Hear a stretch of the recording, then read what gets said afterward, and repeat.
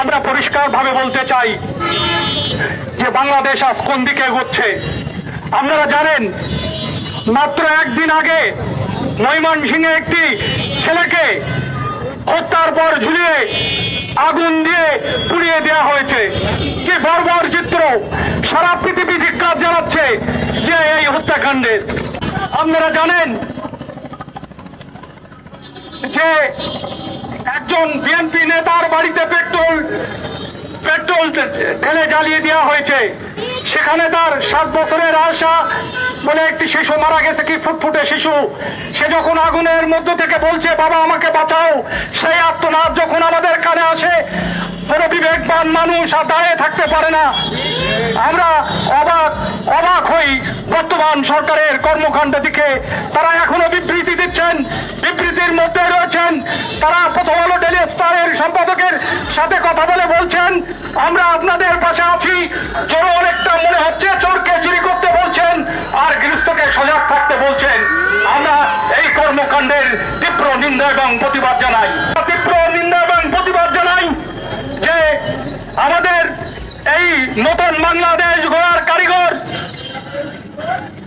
হাদি ভাইয়ের উপরে যে নির্মম ভাবে গুলি করা হয়েছে, এখনো তাদেরকে যে গ্রেফতার করা হয়নি, শুধু বলার জন্য বলা। আমরা এটারও তীব্র নিন্দা এবং প্রতিবাদ জানাই। আমরা তীব্র নিন্দা এবং প্রতিবাদ জানাই আমাদের ডুমুরিয়ার শাহরুখায় সাংবাদিক এনামুল হককে গুলি করে হত্যা করা হয়েছে। আমরা এই মানববন্ধন থেকে তার তীব্র নিন্দা এবং প্রতিবাদ জানাই এবং অবিলম্বে সব হত্যাকারীদের গ্রেফতারের আবেদন জানাই। আমরা পরিষ্কারভাবে বলতে চাই যে আজ বাংলাদেশ কোন দিকে যাচ্ছে। প্রথম আলো এবং ডেইলি স্টার বাঙালি সংস্কৃতি লালন করে, এই কারণেই কি প্রথম আলো ডেইলি স্টারের উপরে হামলা হলো, এই কারণেই কি সানাত এবং উদিচির উপরে হামলা হলো। আমরা এটা পরিষ্কারভাবে জানতে চাই যে হামলাকারী কারা। শুধু মুখে মুখে বলবেন একটি দল, একটি উগ্রপন্থী দল, একটি মৌলবাদী দল। আমরা এসব শুনতে চাই না। আমরা সরকারের কাছে পরিষ্কারভাবে জানতে চাই যে কারা এই হামলা চালিয়েছে। আমরা পরিষ্কার দেখতে পাচ্ছি টিভির ফুটেজে যে কারা হামলা করেছে, কারা নেতৃত্ব দিচ্ছে। তারপরে এখনো এই সরকার তাদের বিরুদ্ধে কোনো ব্যবস্থা নেয় না, শুধু মুখে মুখে বিবৃতি দেয়, নিন্দা জানায়, প্রতিবাদ জানায়। নিন্দা এবং প্রতিবাদ জানানোর কাজ কি এই সরকারের? নিন্দা এবং প্রতিবাদ জানানোর কাজ যদি সরকারের হয়, আপনারা পদত্যাগ করুন, পদত্যাগ করে এসে বাইরে এসে নিন্দা এবং প্রতিবাদ জানান।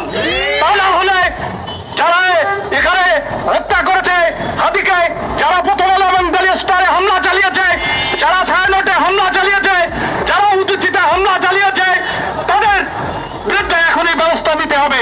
যদি ব্যবস্থা নেওয়া না হয়, তাহলে যে নতুন বাংলাদেশ গড়ার যে স্বপ্ন নিয়ে যে আন্দোলন হয়েছিল, যে বিপ্লব হয়েছিল, যে অভ্যুত্থান ঘটনা হয়েছিল, সেটি অসারে পরিণত হবে। আমরা পরিষ্কারভাবে বলতে চাই যে আমরা এই বাংলাদেশ দেখতে চাই না।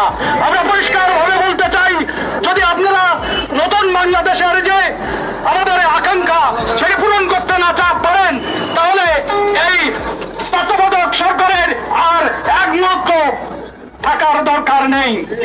আমরা আবারও পরিষ্কার ভাবে বলছি যে বাংলাদেশের যে নতুন বাংলাদেশ গড়ার যে স্বপ্ন দেখিয়েছিল সেই প্রথম আলো ডেইলি স্টার, সেই ডেইলি স্টারের উপরে হামলা হয়েছে।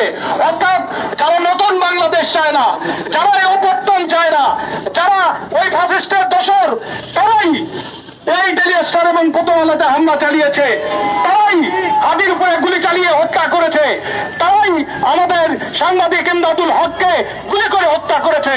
আমরা পরিষ্কারভাবে আবার বলতে চাই, আমরা এই যদি মিডিয়ার উপরে এভাবে কণ্ঠ রোধ করার চেষ্টা করা হয়, যদি বাক স্বাধীনতা রোধ করার চেষ্টা করা হয়, তাহলে সেই যে বিগত ফ্যাসিস্ট সরকারের সাথে এই সরকারের পার্থক্যটা কোথায়? আমরা আমাদের এই মানববন্ধন থেকে পরিষ্কারভাবে বলতে চাই, আর যদি একটি গণমাধ্যমের উপরে হামলা চালানো হয়, আর যদি একটি সাংবাদিকের উপরে হামলা চালানো হয়, হয়। আর যদি কোনো জুলাই যোদ্ধার উপরে হামলা চালানো হয়, গুলি চালানো হয়, তাহলে আজকে শুধু এই সাতক্ষীরার গণমাধ্যম কর্মীরা নয়, সারা বাংলাদেশের গণমাধ্যম কর্মীরা একযোগে যে আন্দোলন সংগ্রাম করবে, সেইটির যে ফল কত ভয়াবহ হবে আপনারা খেয়াল করেছেন। যখন সারা বাংলাদেশের গণমাধ্যম কর্মী ঘুরে দাঁড়িয়েছে, তার কিন্তু একদিন পরেও, মাত্র একদিনের মাথায় এই হাসিনা সরকারকে এখান থেকে পালিয়ে যেতে হয়েছে। আপনারা এমন কিছু করবেন না যেটি এই সারা বাংলাদেশের গণমাধ্যম কর্মীদের আবার আজকের মতো রাস্তায় দাঁড়াতে হয়, আজকের মতো আবার এই আপনাদের বিরুদ্ধে অবস্থান নিতে হয়। আমরা এখনো আশাবাদী। আমরা মনে করি যে এই যে তত্ত্বাবধায়ক সরকার, তাদের দেরিতে হলেও বোধোদয় হবে যে তারা এই ঘটনার সাথে জড়িত, তাদেরকে তারা চিহ্নিত করবেন এবং চিহ্নিত করে তাদের শাস্তির আওতায় আনবেন। সারা বাংলাদেশের সাংবাদিকদের নিরাপত্তার ব্যবস্থা করবেন, সারা বাংলাদেশের জুলাই যোদ্ধাদের নিরাপত্তার ব্যবস্থা করবেন। আর যদি সেটা করতে আপনারা ব্যর্থ হন, তাহলে আপনারাও ওই ক্ষমতায় থাকতে পারবেন না, আপনাদেরকেও এদেশ থেকে একদিন পালিয়ে যেতে হবে।